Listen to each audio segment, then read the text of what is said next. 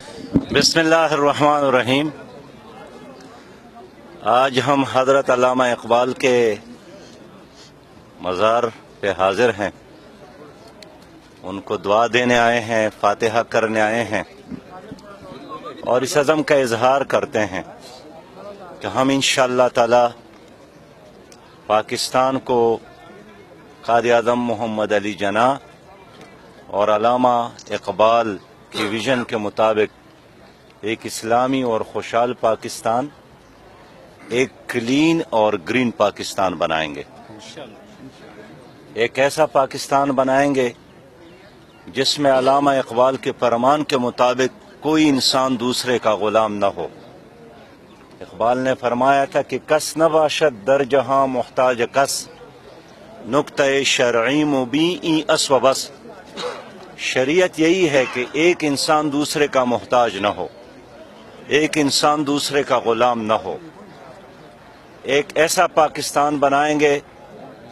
جس میں ہر بچے کے ہاتھ میں ہم قلم اور کتاب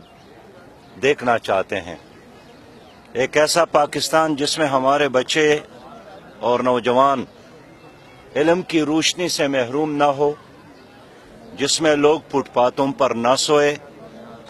جس میں لوگ رزق کی وجہ سے اپنی عزتوں کو بیچنے پر مجبور نہ ہو۔ ایک ایسا پاکستان جہاں انصاف سب کے لیے ہو، ایک ایسا پاکستان جہاں علاج سب کے لیے ہو، ایک ایسا پاکستان جہاں مکان سب کے لیے ہو، ایک ایسا پاکستان جہاں عزت سب کے لیے ہو، ایک ایسا پاکستان جہاں عدل اور انصاف اور میرٹ کی حکمرانی ہو، ایک ایسا پاکستان جس میں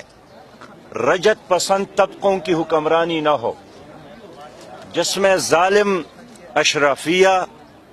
فیوڈلز، بورژوا طبقے اور سرمایہ کی بنیاد پر آگے بڑھنے والوں کے لیے راستے بند ہو۔ ہم شرمندہ ہے اقبال کے سامنے کہ 70 سال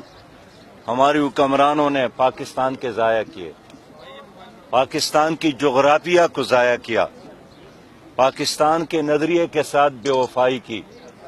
پاکستان کی ملت کے ساتھ بے وفائی کی۔ اور علامہ اقبال اور قائد اعظم نے جو ایک ملت ان کے سپرد کیا تھا، اس ایک ملت کو آج ان ظالم حکمرانوں نے اور کرپٹ اشرافیہ نے رنگ اور نسل کی بنیاد پر بھی تقسیم کیا اور مسلکوں کی بنیاد پر بھی تقسیم کیا، اور ایک عظیم پاکستان ایک امانت کے طور پر ان کے حوالے کیا گیا تھا۔ اس کی حفاظت یہ نہیں کر سکے اور اس کو بنگلہ دیش بنایا، جہاں مسلم لیگ کی بنیاد رکھی گئی، جس کے شیر بنگال فضل حق نے سب سے پہلے پاکستان کے حق میں قرارداد پاس کیا تھا۔ لیکن آج وہ سرزمین ڈھاکہ، جہاں پاکستان کے ساتھ لوگوں نے ساتھ دیا، جن کو پھانسیاں دی جا رہی ہے۔ جماعت اسلامی بنگلہ دیش کے امیر کو پھانسی دی گئی، جماعت اسلامی بنگلہ دیش کے سیکرٹری جنرل کو پھانسی دی گئی، لیکن ظلم سے بڑھ کر ظلم یہ ہے کہ پاکستان کے حکمرانوں نے اس پر خاموشی اختیار کی۔ بہرحال میں سمجھتا ہوں کہ آج ہم نے ایک بار پھر عہد کرنا ہے کہ ایک کرپشن فری پاکستان ہم نے بنانا ہے، اور ایک ایسا پاکستان بنانا ہے جس میں ظالموں کا اور ظلم کا راج نہ ہو، اور جس میں عام پاکستانی کو عزت ملے، عام پاکستانی کو حقوق ملے، اور عام پاکستانی کو ایک باعزت زندگی گزارنے کے لیے تمام مواقع ملے۔ اچھا سراج صاحب، یہ بتائے گا کہ آپ نے کرپشن فری پاکستان کی بات کی کہ وہ پاکستان ہمیں چاہیے جس میں کرپشن نہ ہو۔ اس وقت جو صورتحال ہے پاکستان کی اگر دیکھی جائے تو پاناما لیکس کے حوالے سے سپریم کورٹ میں بھی سماعت چل رہی ہے، جس میں حکمرانوں کے نام ہیں، اور اس میں اپوزیشن کے کچھ حکمران ہیں جن کے پاناما لیکس میں نام آئے تھے، ان کے بھی نام وہاں پہ ہیں۔ تو کیا آپ سمجھتے ہیں کہ آج یہ جو احتساب کا معاملہ چل رہا ہے، اس کو آپ دیکھتے ہیں کہ پاکستان کرپشن فری پاکستان ہو جائے گا، ان کا احتساب ہوگا ان لوگوں کا؟ دیکھیے، پاناما لیکس ایک تسلسل ہے کرپشن کا، اور آج سے ایک عرصہ قبل جو ہم ایک مہم چلا رہے ہیں کرپشن فری پاکستان کا،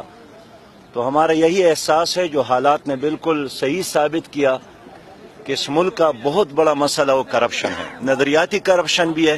ہمارے حکمران، ہماری قیادت نظریاتی کرپشن میں بھی انوالو ہے اور مالی کرپشن میں بھی انوالو ہے۔ پاناما لیکس کے جتنے بھی کردار ہے ان کے نام موجود ہے، ان کے خاندان موجود ہے۔ ہم چاہتے ہیں کہ جو لوگ اس میں انوالو ہے وہ حکمران ٹولے کے ساتھ ہو یا اپوزیشن میں ہو، سب کا احتساب ہم چاہتے ہیں،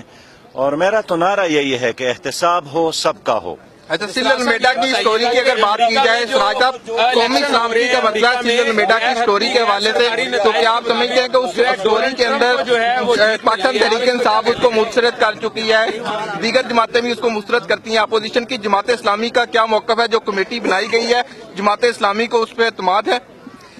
دیکھیے، جو کمیٹی بنائی گئی ہے اس کا مطلب یہ ہے کہ اس سارے واقعے پر مٹی ڈالا جائے، اور یہ ایک متنازعہ کمیٹی ہے، اس لیے کہ اتنے بڑے واقعے اور سانحے میں اپوزیشن کو اعتماد میں نہیں لیا گیا، اور ایک وزیر کو انہوں نے قربان کر لیا، وہ بھی پوری کیبنٹ میں ایک ہی ایسا وزیر تھا جو ایک عام ورکر تھا، اور جو سرمایہ جاگیر کی بنیاد پہ نہیں بلکہ اپنے ایک سیاسی کیریئر کی بنیاد پر وہاں پہنچے تھے، تو اس سے بھی اپنے کیبنٹ کو خالی کیا۔ سراج صاحب یہ بتا دیں کہ ہم اس لیے چاہتے ہیں کہ حکومت اس میں انوالو ہے، جس طرح حکومت کے جو وزیر کو ہٹانے سے ثابت ہوا کہ حکومت انوالو ہے، تو حکومت کسی ایک وزیر کا نام نہیں ہے، ایک کلیکٹیو رسپانسبلٹی ہے، اس کو قبول کرنے کی ضرورت ہے۔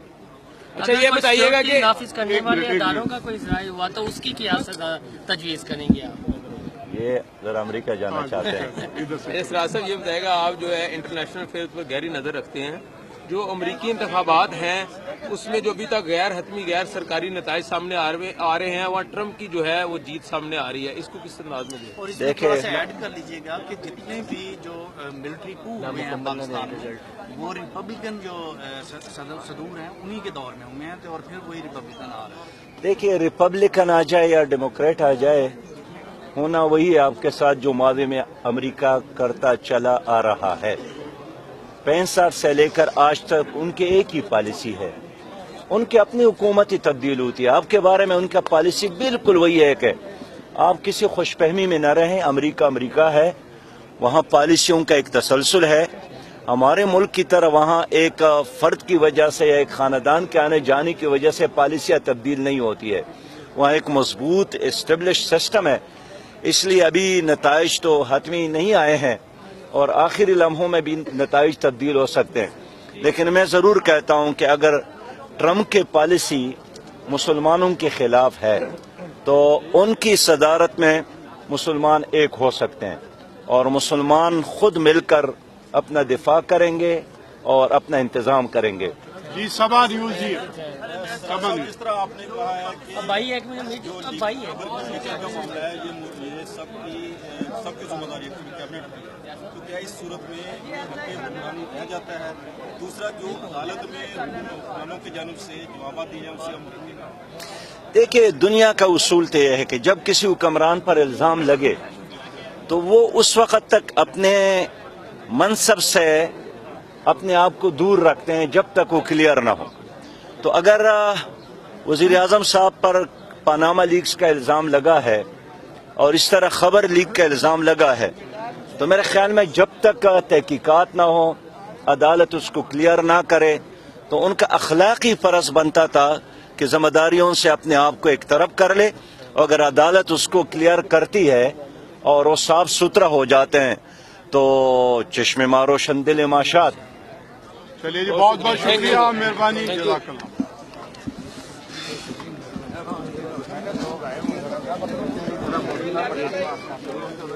تھینک یو بھیا۔